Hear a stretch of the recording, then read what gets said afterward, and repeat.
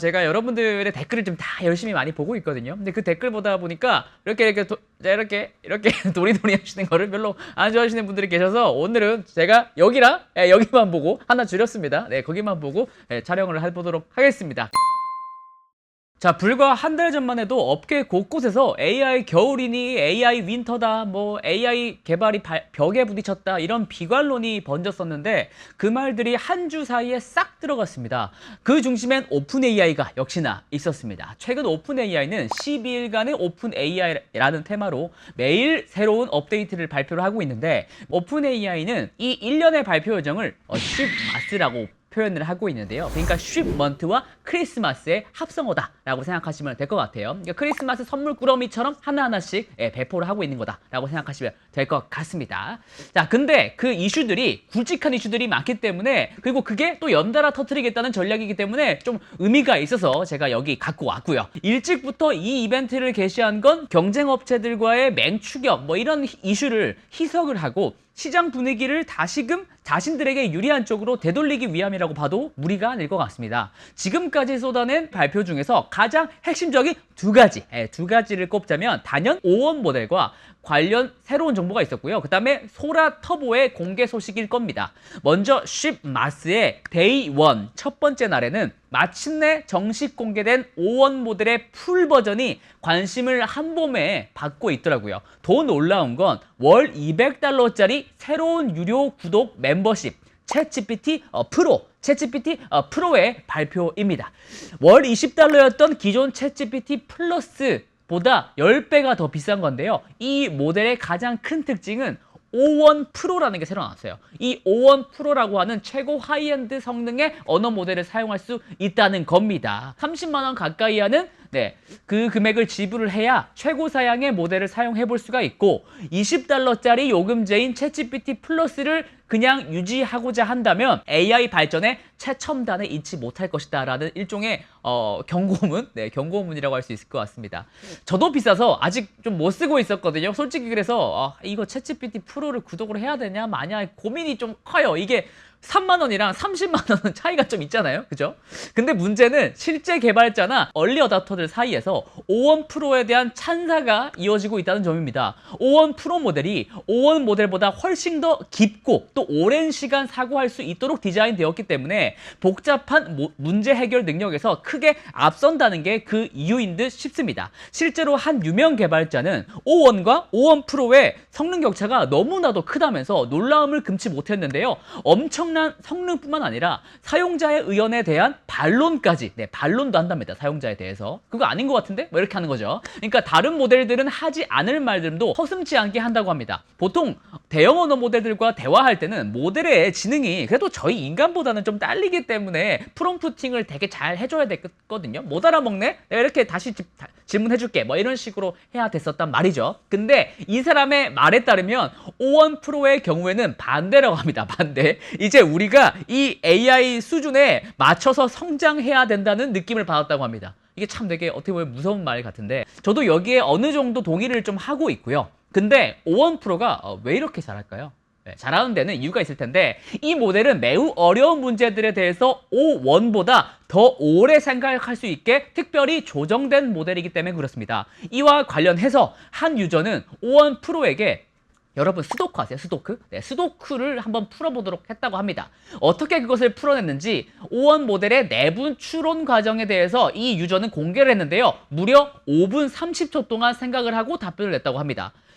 기존 5원 프리뷰에서는 아무리 길게 생각해도 2분을 넘는 게 거의 불가능했거든요. 저도 아무리 어려운 문제라도 3분까지는 생각 안 하더라고요. 근데 5분 30초나 했다는 거죠. 세 번째 날에는요. 모두가 손꼽아 기다리던 소라의 업그레이드 버전, 소라 터보가 등장했습니다. 이 소라 터보는 지난 2월에 공개된 오리지널 소라 모델의 완벽한 성능을 약간 희생한 대신에 훨씬 빠르고 저렴하며 대규모로 서비스가 가능한 형태로 재탄생했습니다. 조금 싼 모델로 재탄생한 거예요. 사실 아까 말씀드렸던 월 200달러짜리 챗GPT 프로 구독 모델에 대해서 솔직히 너무 비싸다 라는 볼멘 소리가 나왔었는데 소라 터보 덕분에 이 비판은 조금 잠잠해졌다고 볼 수가 있습니다. 왜냐면 이 $200짜리 구독을 하게 되면 소라로 생성 가능한 비디오의 숫자라든가 영상의 길이라든가 해상도 면에서 이득을 얻게 되거든요. 소라 사용에 관한 차등을 두어가지고 그 가격 논리에 대한 설득력을 확보한 차원이다 라고 생각하시면 되겠습니다. 소라 터보는 제가 판단할 때 현 시점에서 공식적으로 대중에게 풀린 비디오 생성 AI 중에서 최고급의 영상 품질을 자랑한다고 저는 생각을 하고 있습니다. 그럼에도 불구하고 물리 법칙 따위는 무시하고 환각에 가까운 장면을 만들어내는 등 일관성에서는 아직 한계를 분명히 보이고 있기도 합니다. 한계가 아직 있어요. 그럼에도 불구하고 소라 터보 출시 직후에 너무 많은 유저가 한꺼번에 몰리는 바람에 신규 가입이 일시 중단될 정도였다고 합니다. 수요가 너무 많았기 때문에 그렇죠. 그러니까 그만큼 시장 수요가 얼마나 폭발적인지는 의심할 여지가 없다라고 봐야 되겠습니다. 결국 여기서 우리가 놓치지 말아야 할 포인트는 바로 이겁니다. AI 서비스에 대한 관심과 수요가 하늘 높은 줄 모르고 치솟으면서 이를 뒷받침할 하드웨어 인프라, 즉 GPU에 대한 수요가 갑자기 더 올라갈 수 있다는 말이 되겠죠. 그러니까 GPU의 중요성에 대한 명분이 크게 부각될 수 있다는 겁니다. 그리고 한 달 전만 해도 AI 겨울 같았던 분위기가 지금 다시 한여름 열기를 되찾은 듯 하네요. 네, 여러분들 생성 AI의 영역이 점차 확장되고 있습니다. 텍스트에서 이미지로 모달리티가 확장되면서 상황이라든가 물체라든가 그리고 그들 간의 관계를 형상화할 수 있게 되었고 그 다음에 이미지에서 또 영상 모델, 아까 소라 같은 영상 모델로 또 확장됐지 않습니까? 그렇게 함으로써 시간에 따른 상호작용에 따른 결과물도 나타날 수가 있게 되었죠. 게다가 이제는 깊이 정보를 가진 환경을 생성해서 사용자가 그 일부가 될 수 있습니다. 이게 무슨 말이냐면 월드 모델이라고 하는 건데요. 이와 관련해서 구글 딥마인드가 지난 12월 4일에 제니2라는 것을 공개를 했습니다. 두 번째 버전이라는 거죠. 첫 번째 버전은 지난 2월에 나왔었고요. 이번에 두 번째 버전입니다. 이 제니2 모델은요. 게임을 만드는 AI라고 생각하시면 돼요. 그러니까 단순히 동영상을 만드는 게 아니라 실제 방향키와 마우스를 이용해서 플레이가 가능한 실시간 상호작용을 할 수 있는 캐릭터가 있는 그런 게임을 만드는 겁니다. AI가요. 최대 1분까지 플레이가 가능한 게임을 만들 수 있었다고 하고요.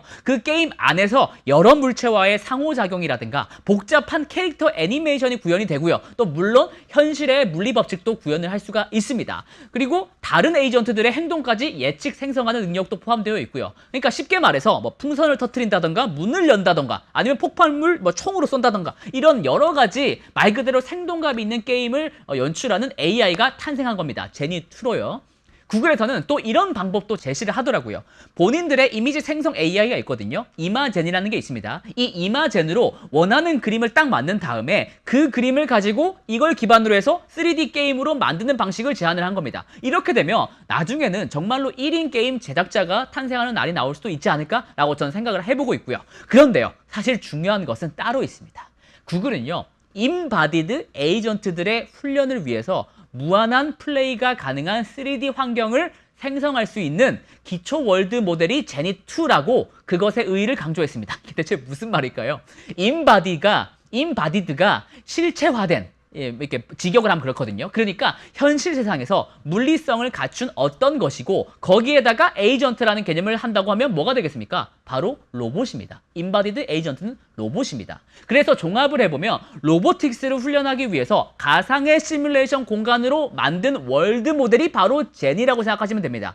구글은 그래서 제니를 내놓으면서 게임은 AI 연구 분야에서 핵심적인 역할을 한다라고 못을 받기도 했었고요. 또한 시마, 그러니까 확장이 가능하고 사용자가 제어할 수 있고 여러 월드 모델에서 사용 가능한 에이전트를 만들기 위한 프로젝트가 시마입니다. 시마. 그렇다면 제니와 같은 월드 모델에다가 이 시마 에이전트를 더해서 한번 생각을 해보죠. 그러니까 3D 가상 세상을 AI가 만들게 하고 그 안에서 어떠한 업무든 수행할 수 있게 하는 에이전트를 훈련시킬 수 있게 노력을 하고 있는 상황이라는 겁니다. 처음에는 물론 인간 플레이어가 게임하는 장면을 수집한 다음에 그것을 데이터셋으로 만들고 그것으로 학습을 하지만 이후에는 기계가 스스로 시행착오를 겪으면서 더 나은 전략을 개발하는 강화 학습에 몰두하게 될 겁니다. 이것은 마치 인간의 바둑 실력을 아득히 뛰어넘은 알파고랑 똑같습니다. 그리고 만약 이 과정이 고도화가 되어가지고 어떠한 게임이든 무슨 게임이 됐건 완벽하게 수행할 수 있는 범용 에이전트가 탄생하게 된다면 이 에이전트가 저희 인간이 사는 현실 세계에서도 적용이 가능하지 않겠습니까? 네, 현실 세계에서도 잘 쓸 수 있겠죠. 이게 바로 구글의 보관이다 라고 생각하시면 될 것 같습니다. 다만 구글만이 이런 작업을 하고 있지는 않습니다. 엔비디아도 열중하고 있고요. 테슬라도 관련 노력을 하고 있는 것처럼 보입니다. 실제로 몇 주 전에는 일론 머스크 CEO가 우리도 독자적으로 게임 개발 스튜디오를 만들 수 있다라는 뉘앙스를 풍기기도 했거든요. 그러니까 AI 개발의 최전선에 서 있는 사람들의 생각은 정말로 비슷하다라는 점을 유념 부탁드리겠고요. 항상 사랑해주시고 격려해주시고 보듬어주시고 칭찬해주시고 격려 또 뭐 있죠? 생각이 안 나네. 아무튼 아껴주셔서 정말로 감사했고요. 내년에는 더욱더 알찬 내용들과 재미있는 내용, 흥미로운 내용 그리고 투자에 도움이 될 만한 내용들로 찾아뵙도록 하겠습니다.